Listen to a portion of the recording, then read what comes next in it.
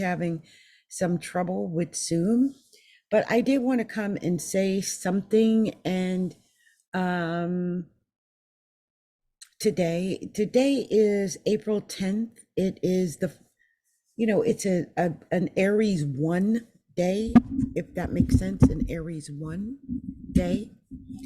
It's a very Aries day, and we also have a Mercury retrograde in Aries. We've got several things in Aries right now. And so today in particular might have been a day like I'm wearing red. I don't know if you can see that. I just realized it. I've got Aries rising, progressed Aries rising. And I just realized I'm actually wearing red. But some of you guys might have had other Aries like experiences today, depending on how Aries affects you in a personal way. Like for me, as I mentioned, I've got progressed Aries rising. So it's affecting me in a very, you can see it, um, physical way. Uh, Red lips, red clothes, that type of thing. Um, but everyone's different.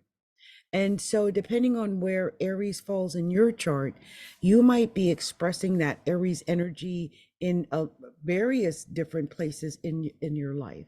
Um, Look at where you're feeling more energy and more maybe aggressive in that area.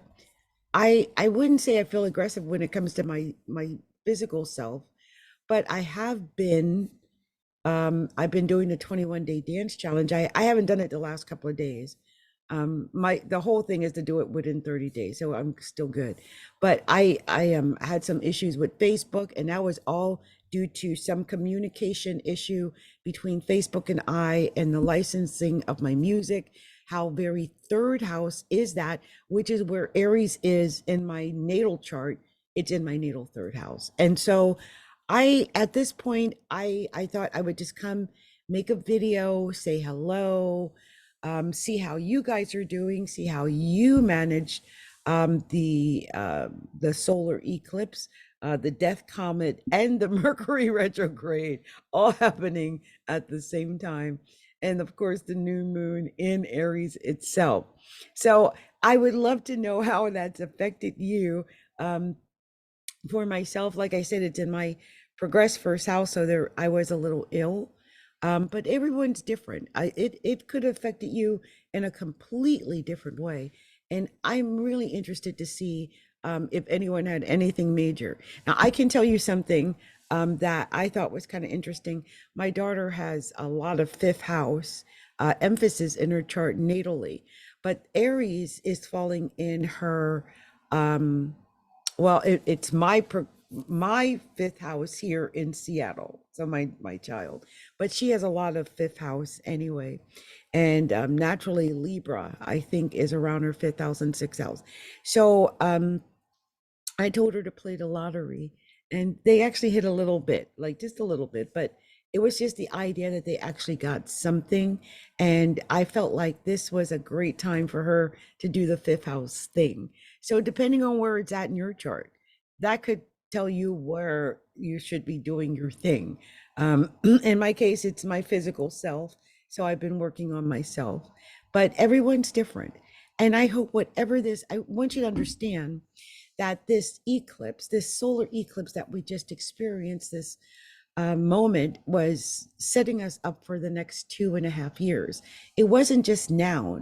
Okay. I think a lot of people got excited about the visual of seeing an actual total solar eclipse. Everybody flocked down to, those states. And, but this is going to be a 2-year event.